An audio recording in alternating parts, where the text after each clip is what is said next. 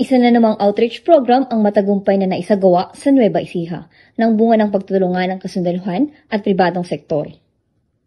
Naglunsad ng iba't ibang serbisyong medikal at aktibidad ng Rotary Club San Jose Golden Harvest at Amang Pintor Art Charity sa pakipagtulungan ng Rotary Club Talavera, medical doctor na si Dr. Sherry Ann Quinyan at ang 84th Infantry Victors Battalion, Philippine Army.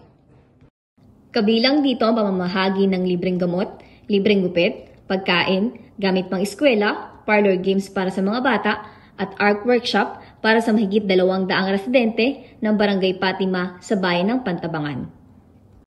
Lubos ang pasasalamat ng Barangay Chairman na si Janice Dulias sa tulong at malasakit na pinaabot ng mga naturang organisasyon sa kanilang lugar.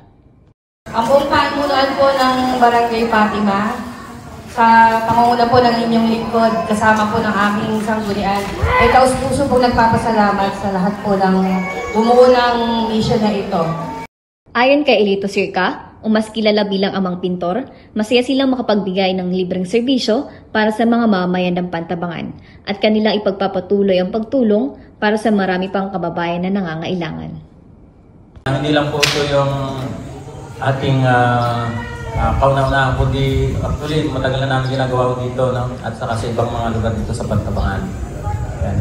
At katuwang po ang Rotary Club, kung saan po dumadayo, hindi lang po dito, no? Basta kung saan po may nangailangan ng tulong, nandun po kami.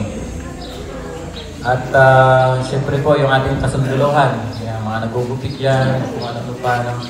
So maraming salamat sa inyong lahat.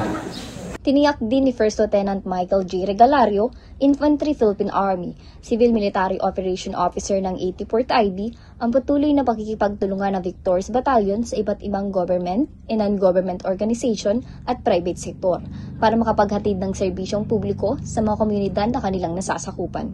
Mula dito sa Nueva Ecija, ako si Alia Shabil J. Mercado, ang inyong kaugnay.